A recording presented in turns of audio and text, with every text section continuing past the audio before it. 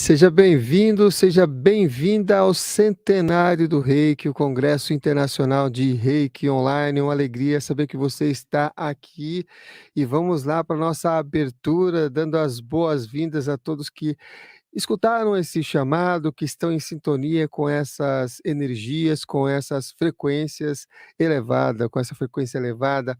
E vamos já apresentar aqui o coordenador, né, o coordenador do Centenário do Reiki, que é ele, o Johnny De Cali. Johnny De Cali, que é graduado em Engenharia Agrônoma pela Universidade Federal Rural do Rio de Janeiro, é bacharel em Teologia pela Faculdade Teológica de São Mateus, FATESMA, em São Paulo, tem mestrado também em Ciências da Religião, também pela FATESMA, é pós-graduado em Terapias Naturais e Holísticas pela Universidade Castelo Branco, no Rio de Janeiro, e por muitos anos ele exerceu o cargo de professor universitário de pós-graduação na Universidade Castelo Branco, no Rio de Janeiro, no curso de pós-graduação Lato Sensu em Terapias Naturais e Holísticas, docente da disciplina Bioeletrografia aplicada ao diagnóstico energético.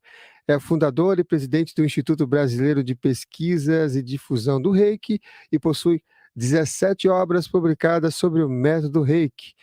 Em 26 anos de atividade, contando com o apoio de sua esposa, Rita De Carli, iniciaram mais de 18 mil novos reikianos. É praticante ativo faixa preta do primeiro Dan de Karatê Shotokan do Japão. Vamos aqui recebê-lo, ele, o Johnny De Carli. Bem-vindo, Johnny. Como é que você está nessa celebração do Centenário do Reiki?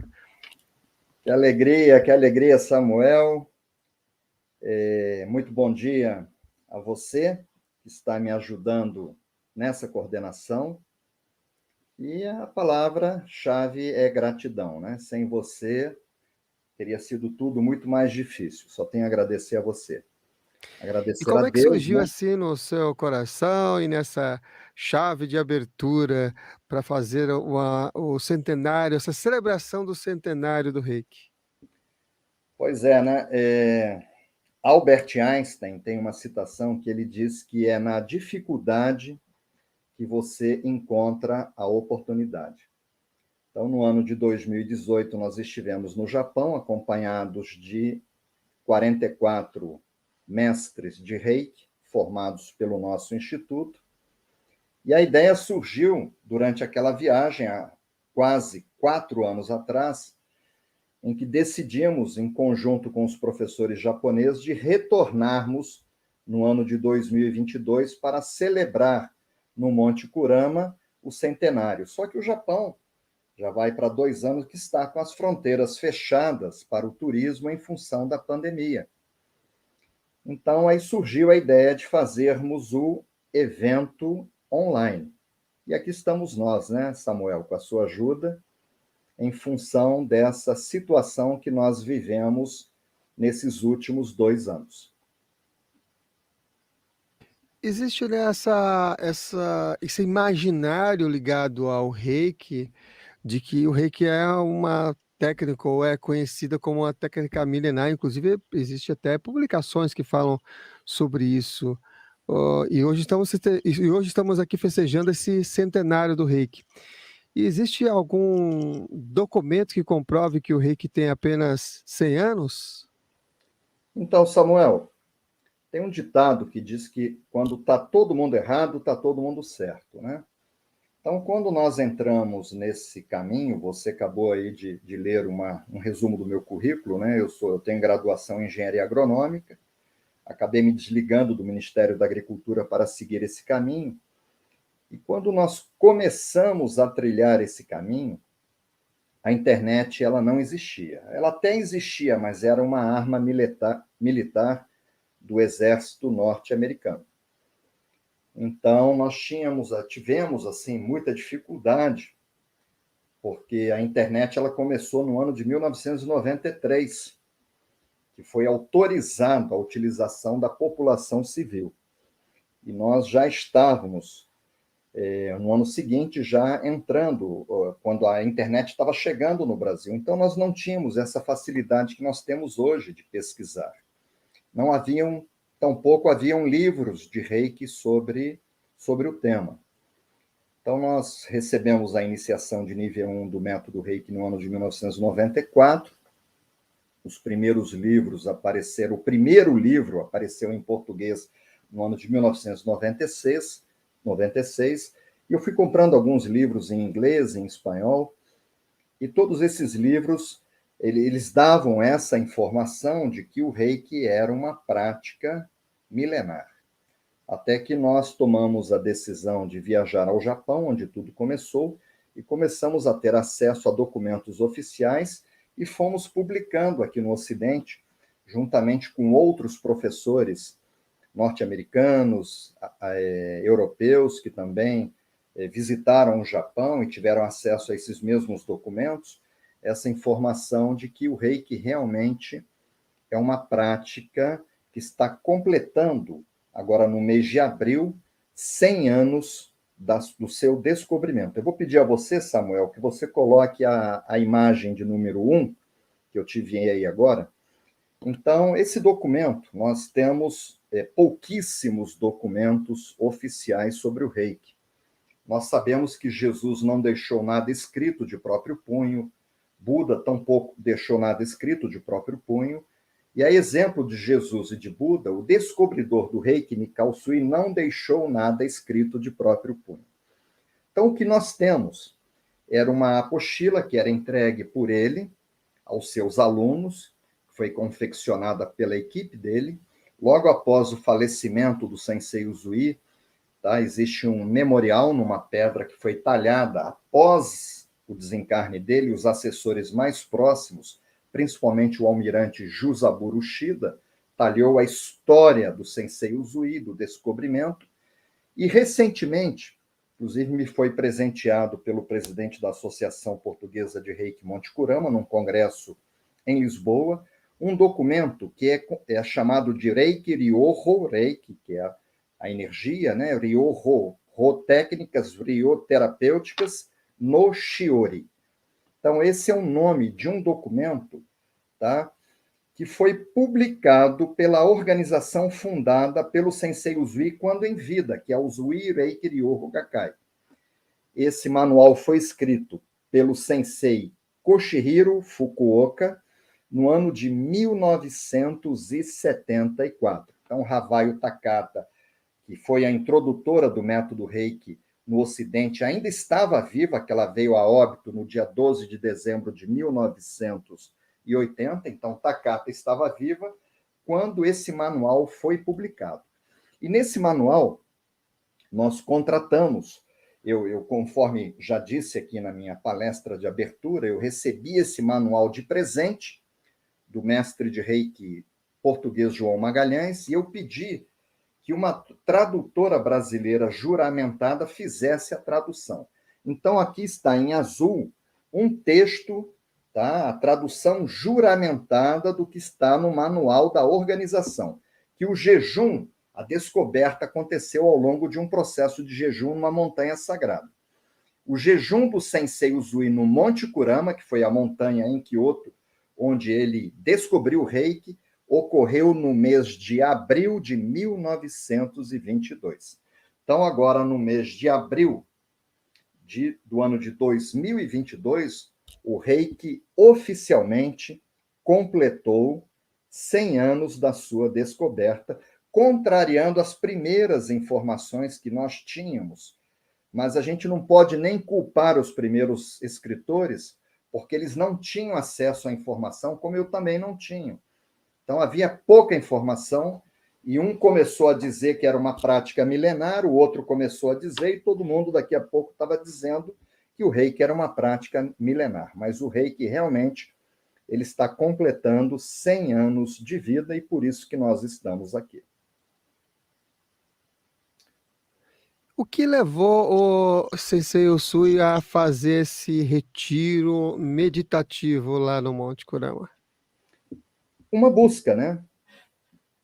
Albert Einstein dizia isso, né? Que a coisa, uma citação dele, a coisa mais importante é a intuição. Que a intuição é escutar o Criador, escutar Deus, né?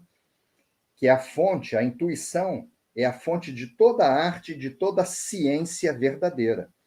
Então, todo mundo tem intuição. Algumas pessoas, a intuição é mais aflorada. E ele tinha essa voz invisível, inaudível, né? Que levava ele a uma busca. Ele nem sabia ao certo o que ele estava buscando, né? O que ele iria encontrar. Ele ingressou no mosteiro, né, shintoísta, e ele foi orientado pelo abade, isso está nos documentos, a morrer uma vez, não morrer no sentido figurado, da morte física, morrer no sentido de se tornar uma nova pessoa. Então, foi quando ele resolveu imprimir um processo de jejum e de meditação para tentar se conectar de uma maneira mais intensa com o Criador e encontrar as respostas do que ele buscava intuitivamente. Ele era um missionário, né? Einstein, ele dizia que Deus não escolhe pessoas capacitadas. Deus capacita um escolhido. Então, ele era um escolhido. Ele era um homem escolhido do Criador. Ele tinha uma missão para o nosso planeta. Então, você vê como o Reiki é ensinado hoje em todos os continentes, praticamente em todos os países. Foi graças ao trabalho desse missionário que foi o Sensei Mikao Sui. E aí, depois desse jejum, né, depois dessa experiência, o que aconteceu ali sobre essa percepção após a iniciação no Reiki? O que aconteceu com o Sensei após a iniciação do Reiki? Que percepção ele teve? Que percepção ele se abriu? Como é que foi essa conexão ali, após esse jejum ou durante o jejum? Bom, essas informações nós também temos nesse mesmo documento. Eu vou pedir a você, eu te mandei uma outra imagem, tá? Que no referido manual que nós estamos falando, no Shiori, encontramos o seguinte. Então, isso também é tradução ao pé da letra, ipsiliter, né, de uma tradutora juramentada. Nessa montanha isolada, a 20 quilômetros da cidade, a cidade é Kyoto, iniciou um jejum na terceira semana, praticamente, porque isso tudo, essa percepção aconteceu na madrugada do 22º dia. Mas a informação na terceira semana, 21 dias, por volta da meia-noite, quando começou o 22º dia, sentiu um forte estímulo bem no meio do seu cérebro. Essa informação é oficial. Então, nesse momento, o que aconteceu com ele vai de encontro ao que Albert Einstein nos deixou numa de suas citações, que Deus capacita um escolhido.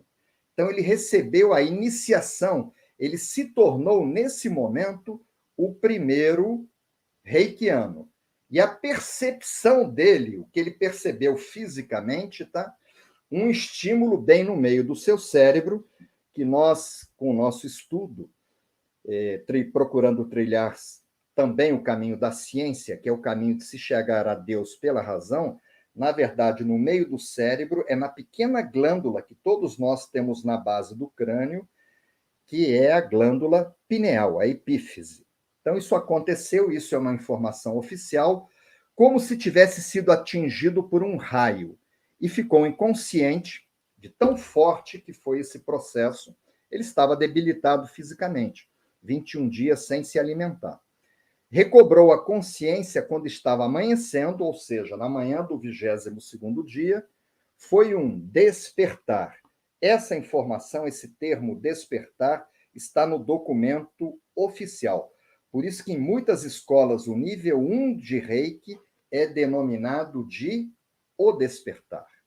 Aqui está a origem da denominação do nível 1 de Reiki, inclusive na nossa escola, que ele nunca havia experimentado até então. De fato, foi uma sensação reconfortante, tanto no físico como na alma.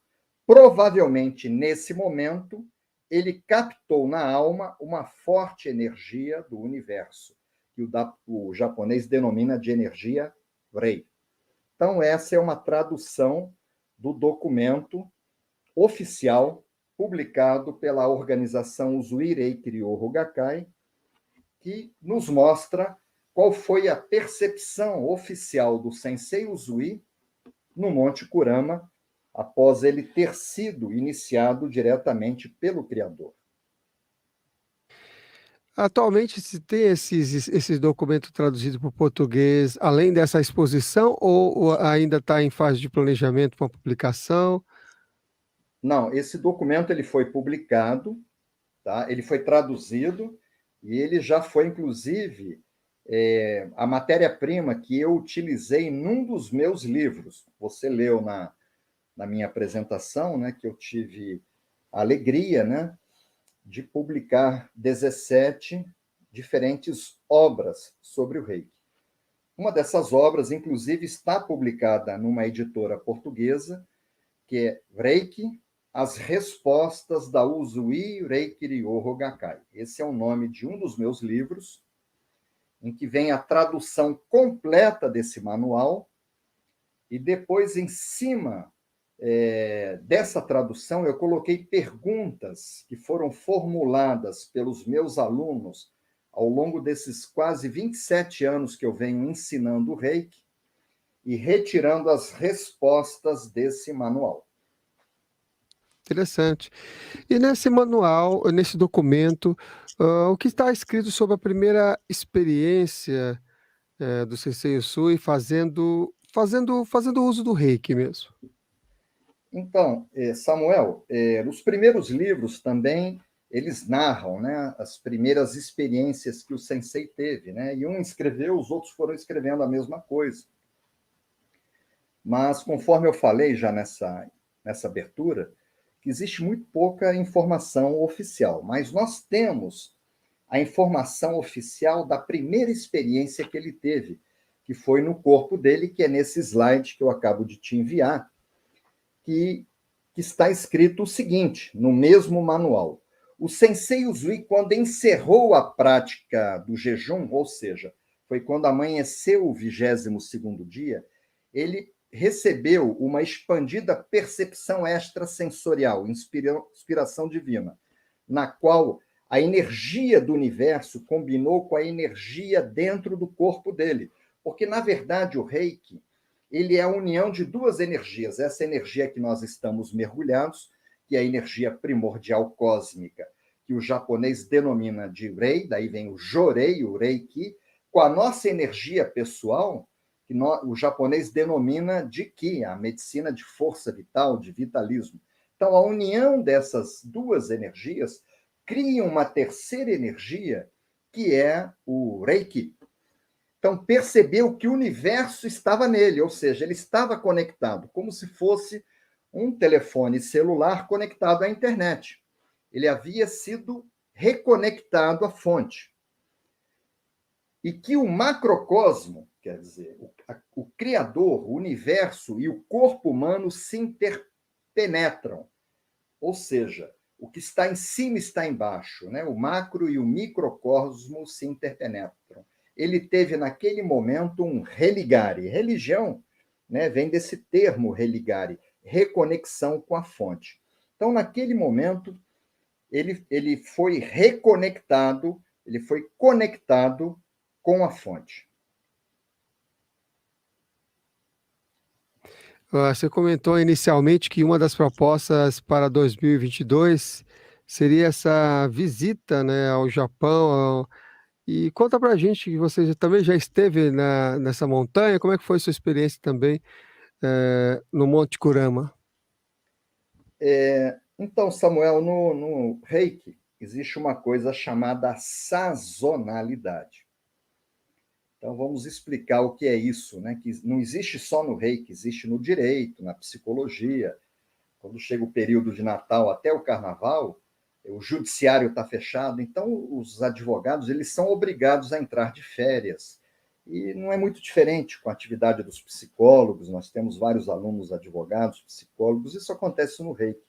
Então, nos primeiros anos, Rita e eu, minha esposa, né, que sempre me acompanhou, nós percebemos que desse período do Natal até o Carnaval, o nosso movimento de alunos caía vertiginosamente. Então, nós resolvemos, né, eu sou engenheiro agrônomo, então eu aprendi que para que a gente colha, a gente deve cultivar, né? Adubar e cuidar da terra, investir, né? Então, nós resolvemos que nesse período nós iríamos viajar. E assim nós fizemos todos os anos, nós viajávamos. Chegou uma hora que nós chegamos à conclusão que nós não conseguíamos mais as respostas que nós precisávamos, que eu queria nos Estados Unidos, na Europa. Foi quando, no ano de 1998, eu resolvi fazer a primeira viagem ao Japão para conhecer o Monte Kurama, conhecer o memorial do Sensei Usui. Foi nesse momento que eu conheci vários professores de Reiki. Eu já tinha o endereço de alguns deles e estive pela primeira vez no Monte Kurama no ano de 1998. Eu tive acesso a muitas informações que eu não as tinha. Isso levou com que eu escrevesse um livro que foi a porta de entrada para Portugal e Espanha, que foi Reiki, Sistema Tradicional Japonês. As técnicas originais que eram ensinadas e utilizadas pelo Sensei Usui. Isso fez com que eu retornasse ao Japão pela segunda vez, no ano de 2002. Fiquei um período longo, junto com vários professores que me ajudaram a concluir essa obra, que é uma das principais obras publicadas. Esse livro está publicado em toda a América Latina, em Portugal também por uma editora portuguesa, e foi a segunda viagem que nós tivemos. E no ano de 2011, no dia 11 de março, aconteceu aquele acidente de Fukushima, né, que houve vazamento radioativo, mas eu intuitivamente fui orientado a retornar ao Japão para terminar um outro livro, que foi o Reiki como filosofia de vida, que fala sobre os poemas. Eu precisava de ajuda dos meus professores. E todas as viagens que eu fiz ao Japão, eu não tinha como ir ao Japão e não ir ao Monte Kurama. Eu me sinto muito bem naquela montanha onde tudo começou. E recentemente, no ano de 2018, vou pedir a você para colocar um slide, nós estivemos nessa montanha, foi a nossa quarta viagem. Só que aí, até estimulado pela minha esposa, né? No ano de 2011, nós levamos um grupinho, fizemos uma experiência, levamos um grupo de 10 pessoas, nos reunimos com a 11ª pessoa, tem até um vídeo no YouTube, que é o 11º reikiano, e estivemos na montanha, e estimulado pela minha esposa, né, nós resolvemos abrir esse leque e levamos um grupo de 44 professores ao Monte Kurama. Ficamos limitados ao espaço físico de um ônibus, porque nós dependíamos do traslado, e tínhamos também a equipe local, os tradutores, os professores. Então, nós, lamentavelmente, mas graças a Deus também, a procura foi muito grande, ficamos com lista de espera. E por isso que nós idealizamos a viagem desse ano, que não aconteceu. Mas aí está o grupo de 44 mestres de Reiki, que foi a nossa quarta visita ao Monte Kurama. Foi muito gratificante. Em relação a Usui, tem um fato, né, que até tem no manual, que eu vou até colocar aqui o slide, que ele utilizando também o reiki, que ele tropeçou numa pedra. Alguém tropeçou nessa viagem, igual ao Não, Usui? não, não. Ninguém tropeçou. Eu te mandei esse slide agora, porque essa realmente foi a primeira experiência, né, que o Sensei Usui teve. Isso é a tradução do manual, né? Isso é oficial. Isso é o que nós temos de oficial. Foi o que aconteceu, porque o Sensei Usui tinha raízes shintoístas e zen budistas. E Buda, ele pregava o seguinte, que nós não deveríamos acreditar em nada que mestre nenhum falasse sem antes vivenciar. Buda pregava isso. Então, foi muito importante que ele vivenciasse. E o Sensei Usui, na descida da montanha, ele teve um acidente. E ele utilizou a energia no seu próprio corpo. É aquele ver para crer, o teste de São Tomé, né? Então, o manual diz o seguinte: durante a descida da montanha, que não é uma coisa tão simples, hoje é mais simples porque está pavimentado, mesmo assim não é tão simples. Os meus alunos todos foram para a academia, fortalecer joelhos, tendões, tornozelos, para aguentar subir aquela montanha. Mas naquela época não tinha pavimentação. Então, durante a descida da montanha, tropeçou numa pedra, machucando o dedo do pé. Hoje a gente sobe de bota, de tênis, naquela época eram sapatilhas, né? Eram tamancos. colocou a mão e logo percebeu a força do tratamento.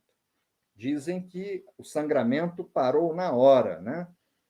Então, essa informação de que ele utilizou num dedo machucado do próprio corpo na descida da montanha, ela é oficial.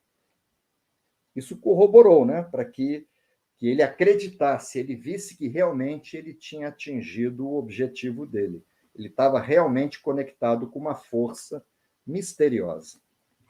Bom, já sabemos então que bacana que ninguém está tropeçando na descida da montanha, mas já sabe também os efeitos, né? Que se você está aqui, já sabe também os efeitos positivos que a prática do Reiki recebendo, aplicando, envolve, tem em sua própria vida.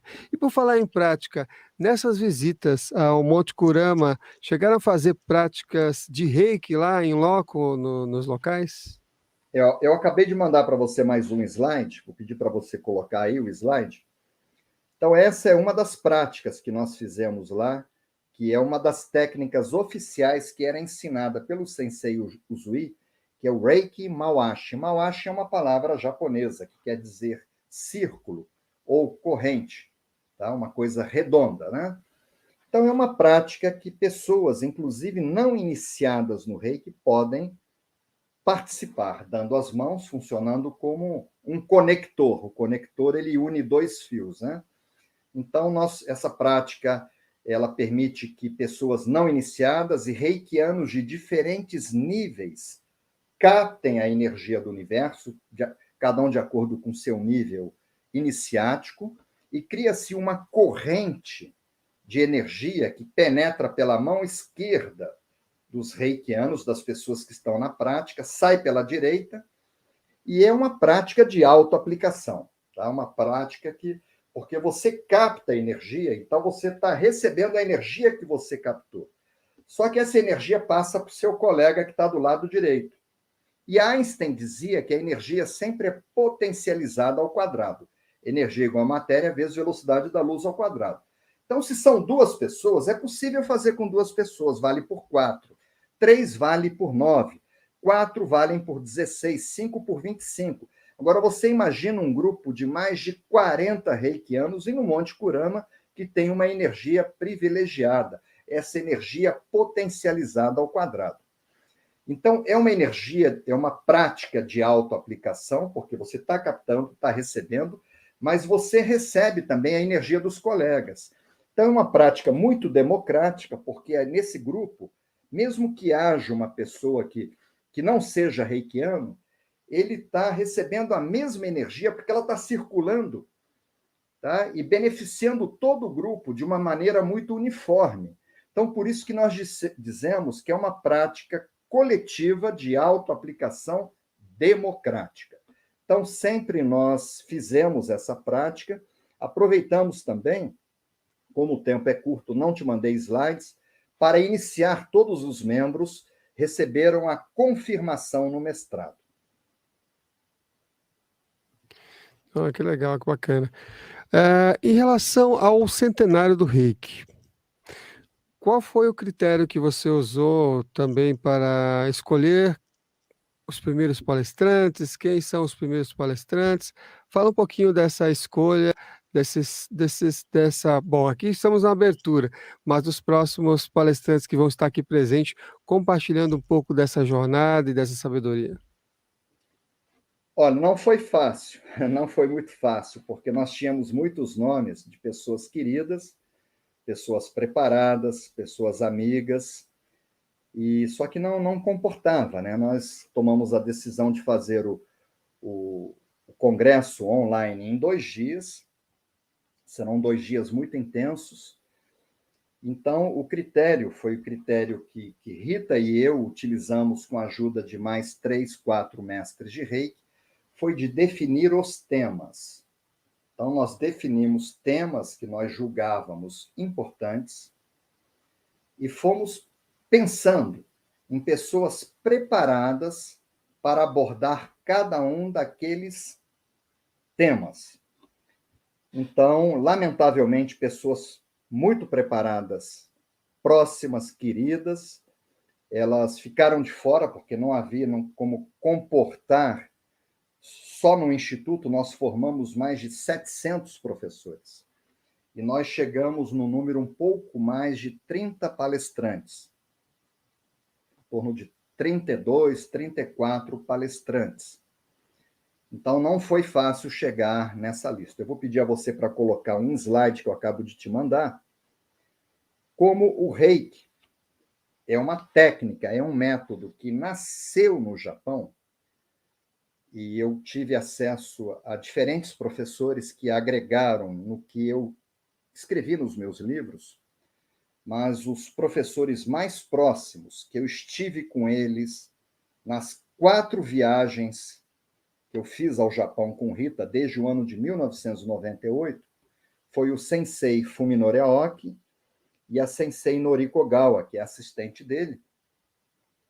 Então, nós entendemos que nós deveríamos abrir o congresso, o centenário, com 2 palestrantes japoneses, principalmente em função de ser um método japonês, o método ter nascido no Japão, ter sido descoberto por um japonês. Então, nós entendíamos que nós deveríamos abrir com japoneses. Então, os dois dos professores que eu tive outros, né? Sensei Fuminori Aoki e Noriko Ogawa, serão os primeiros palestrantes. Essa foto eu estou do lado deles, foi na viagem de 2018, foi na nossa 4ª viagem. Ao fundo você vai ver uma pessoa de camiseta violeta, a calça de uma outra pessoa. Os nossos alunos estavam ao fundo e nós estávamos aqui numa cerimônia zen budista e shintoísta de agradecimento, um ritual de agradecimento ao Sensei Usui no memorial dele, onde estão as cinzas provenientes da cremação do corpo do Sensei Usui. Estamos num cemitério público. Então, durante um ritual, eu estou em posição gachô, em posição de oração, ao lado dos 2 senseis, e são os 2 que farão a abertura do nosso congresso, do nosso centenário online. Muito bem, belíssima abertura aqui com Johnny De Cali, coordenador do Centenário do Reiki, Congresso Internacional de Reiki Online. E as pessoas que estão perguntando sobre a certificação de participação do Centenário? Então, nós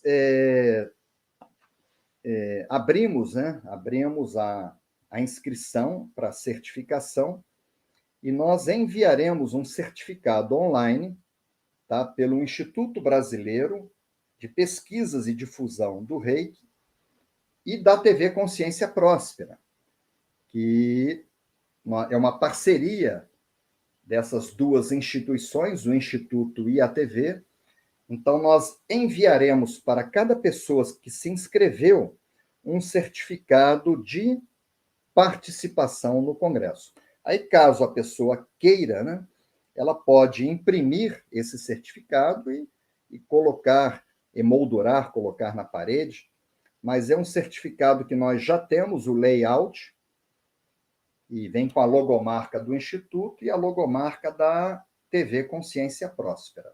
E nós emitiremos para todas as pessoas que se inscreveram oficialmente no nosso congresso.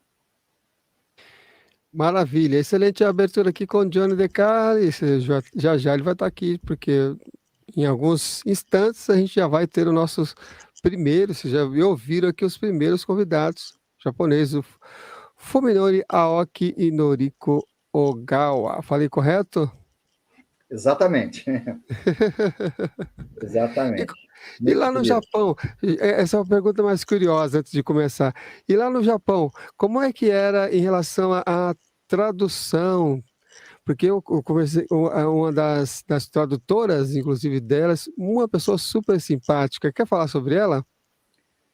Então, nós temos. O tempo é muito curto, né? Ai, já Eu estamos queria logo no passando aqui. início ter agradecido a minha esposa, a minha mãe, né? Os meus alunos, os meus filhos, né? Mas nada disso no Japão seria possível, porque nós temos a limitação do idioma, né? Os professores eles não falam inglês, nós não falamos japonês, Então, a gente depende de tradutores. Na primeira visita que fizemos, eu conheci, né, uma aluna minha, a Olivia Kimiko Kikuchi, que eu conheci num curso de Curitiba, mas ela estava noiva, veio a casar, e era Nisei, falava, dominava muito bem, já estava aposentada no Brasil, e atualmente ela vive no Japão. Ela foi a nossa primeira tradutora nas 2 primeiras visitas, mas não era uma tradutora profissional. Era uma amiga, né, ajudou demais. Numa das viagens, na terceira viagem que nós levamos o primeiro grupo com 10 alunos, ela entendeu que nós deveríamos ter um trabalho mais profissional.